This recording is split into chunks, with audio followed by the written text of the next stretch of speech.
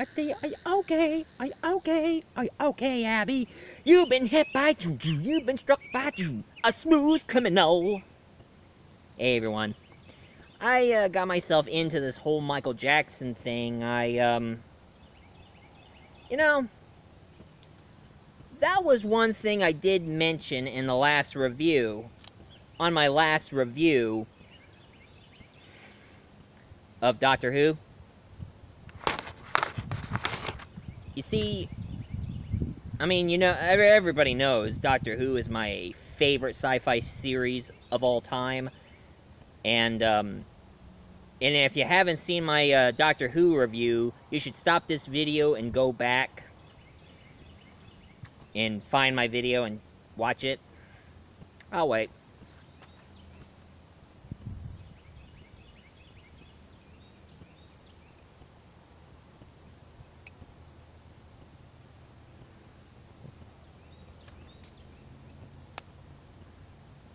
Okay, you saw it? Good. Now let's get to it. And it was true, folks. Back then in the 80s,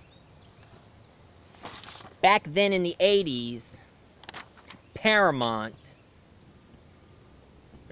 decided to do a Doctor Who movie. And it's kind of like what what everybody always do. They take a British show and make a movie out of it. Heck, right now I heard that somebody took a British show like Dad's Army, and now they're making a movie of it starring Catherine Zeta-Jones. But everybody always makes TV shows based from British shows. Like, one time they made a TV series of IT Crowd, an American version after the British one, but it didn't go well. But I'm just surprised that Office the American version of The Office lasted a whole lot longer than the British series. And the British one had, hello, I'm Ricky Gervais. And I want you to know, I'm not a performing monkey. But this is exactly what I was going to point to you folks here. For those of you who just saw the picture on Facebook, if not, you should see it. But I printed it out just to show you guys. Back then, Paramount decided to do a Doctor Who movie. And guess who they were planning on casting? Michael Jackson and Bill Cosby. Who are you, sir, who is standing outside of a blue box, y'all? Well, I'm the Doctor. I'm a Time Lord. Doctor Who? No, not Doctor Who, just the Doctor. Woo! Those Daleks are about ready to kill all those innocent people out there. Tell you what, Doctor, why don't you go on ahead and take care of the little kids out there? I'll handle the women, y'all. Hello, women, why don't you try my Jello pudding? My special favorite, roofie flavored. Aww. I can make fun of Bill Cosby all day, you know. That's right, folks. Try my Jello pudding. My special recipe is roofie flavored. Aww. But serve it only for the women. Ah, gee. That would have been a horrible Doctor Who movie. You know, Michael Jackson and Bill Cosby. And you know, rumor has it they were planning to have the legendary British singer David Bowie as a doctor one of those days. But sadly that never happened. Because, sadly, David Bowie passed away. Surprisingly, he passed away, I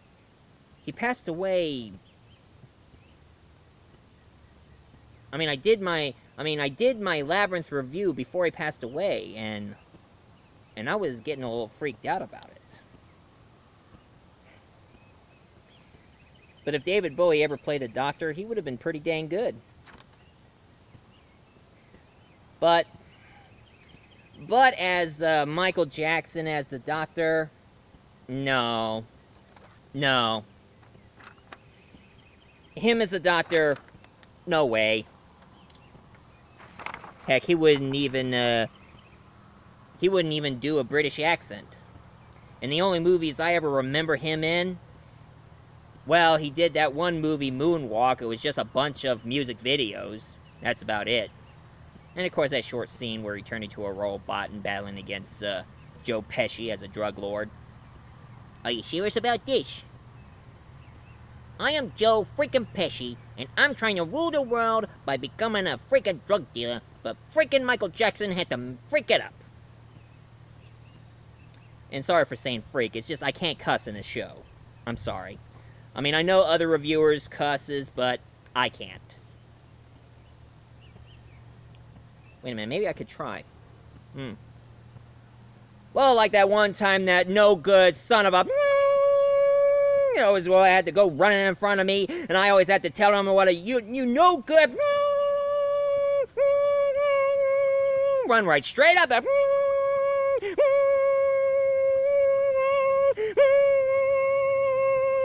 Richard Gere's butt and ran him over the dead fat carcasses of their stupidity.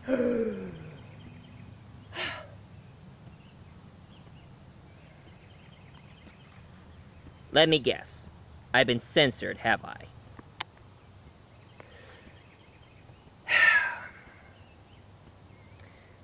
I guess when you have decent people who watches your show, they force you to be censored. Well, sorry to hear that, folks. But let's get to the one I'm going to review for you folks for today. I'm going to review for you something that none of you people never even thought of. I mean, I don't see Michael Jackson as Captain I don't see Michael Jackson as the Doctor in Doctor Who. Oh yeah, and another movie I did remember Michael Jackson did start in was The Wiz, the all-black musical version of Wizard of Oz, based on a stage play. And Michael Jackson played the Scarecrow.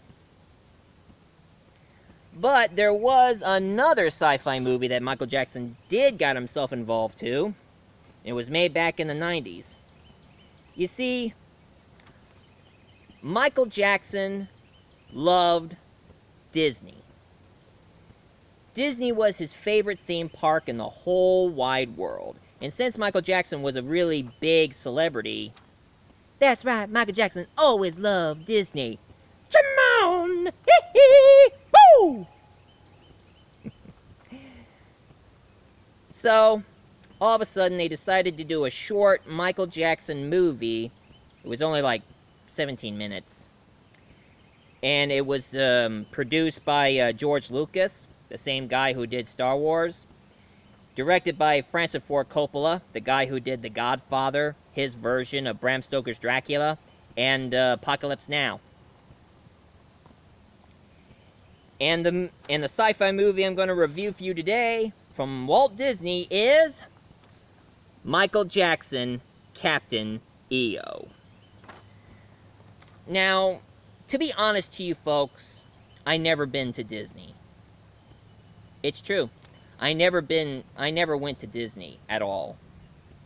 I've been to Kings Island, I've been in Six Flags, I've been in, what was that other theme park? Sarah's Point? Something Point? I forgot.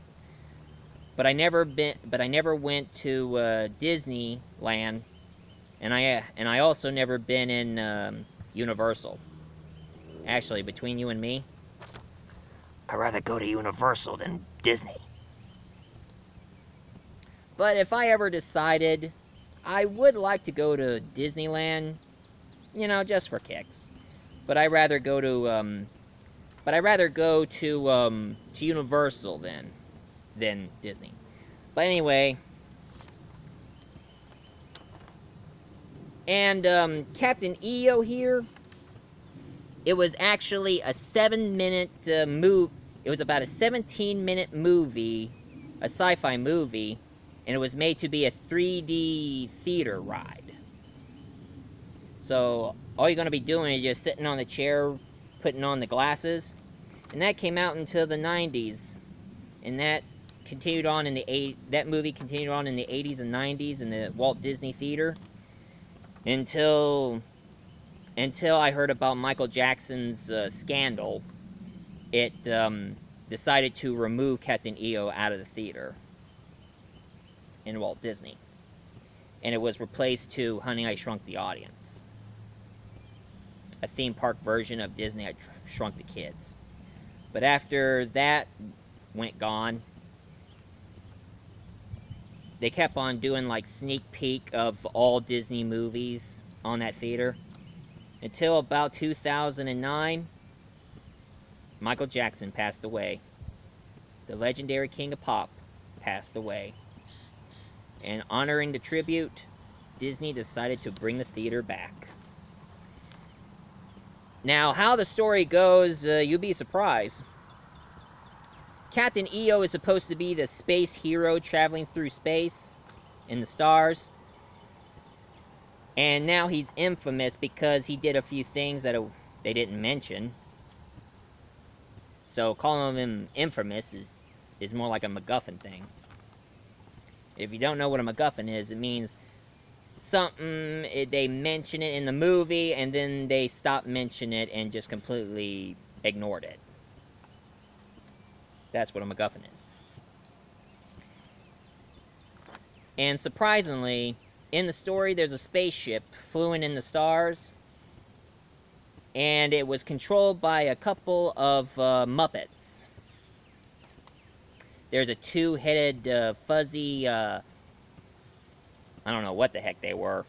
I just call them Muppets. They're like the navigator. And then there's Furball, a small, fuzzy, flying little critter with a long rat tail, who always hangs on Michael Jackson's shoulder. That's him right here, Fuzzball. And then there is this robot, pirate-looking robot. And of course, there is this short elephant guy called Hooter.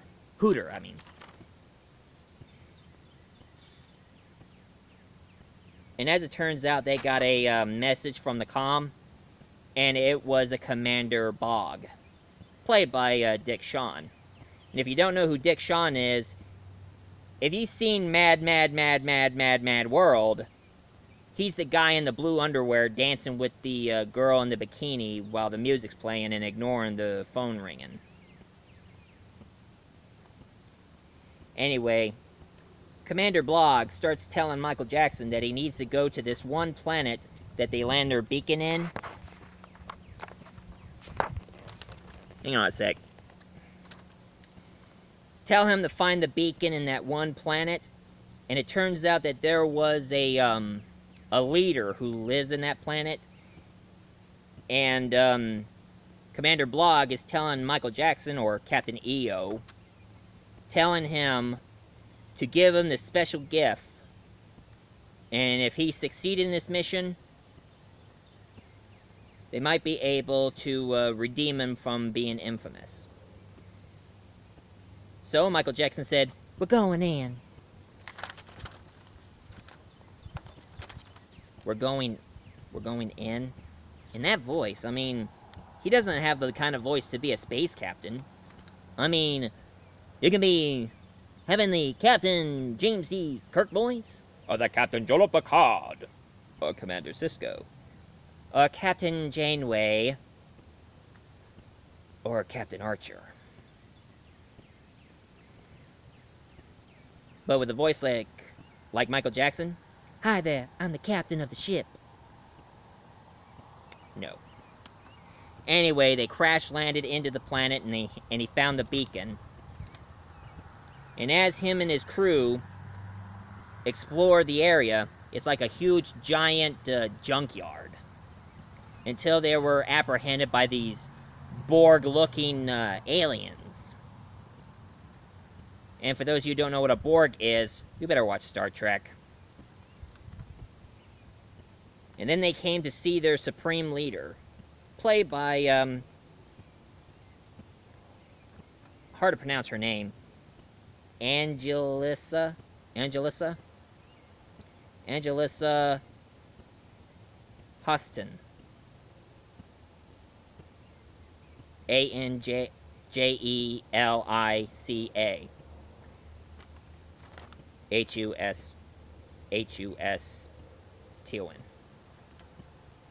Okay, don't get mad at me for mispronouncing names, okay? I have a hard time trying to remember each and every word for me to read. Like, I'm trying to remember the scripts here. I wrote it, it's just hard for me to sometimes read half the time. But I do my best.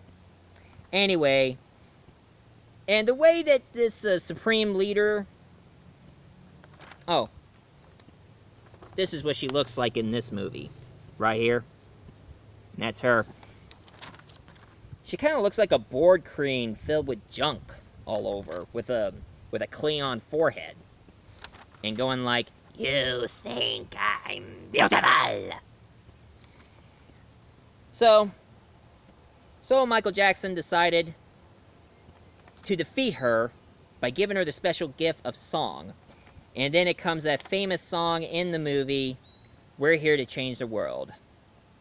We're here to change the world, gonna change the world, come on, woo! We're here to change the world, gonna change the world, woo! Hee hee! I get a little Michael Jackson every time when I sing one of his songs. Anyway, she summoned her whip fighters, and they start lashing their whip at Michael Jackson.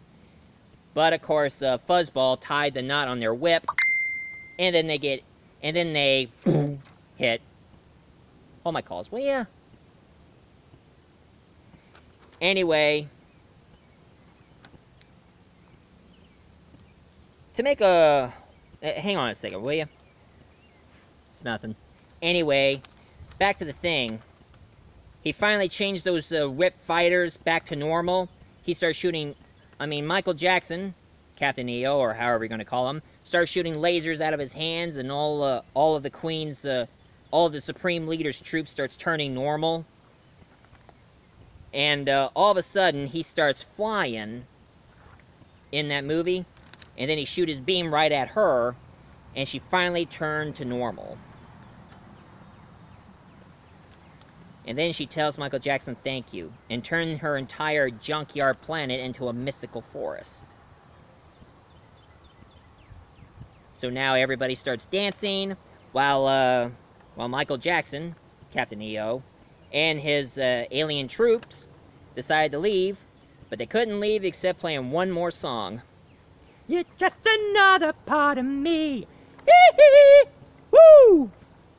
Yeah! And that is Captain EO for you, folks.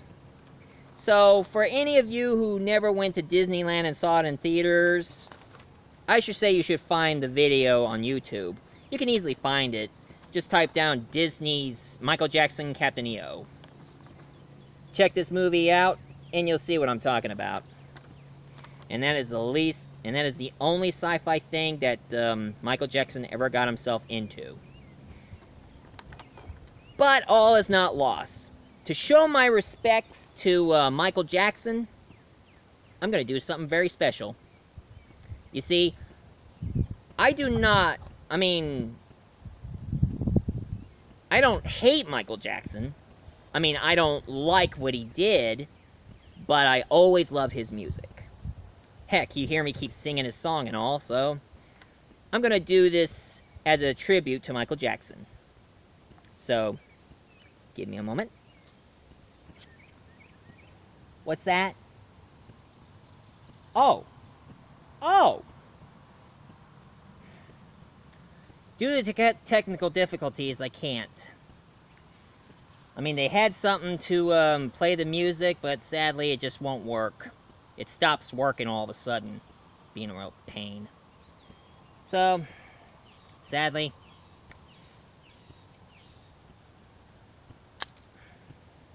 I should end this with with this. You're just another part of me. Hee hee.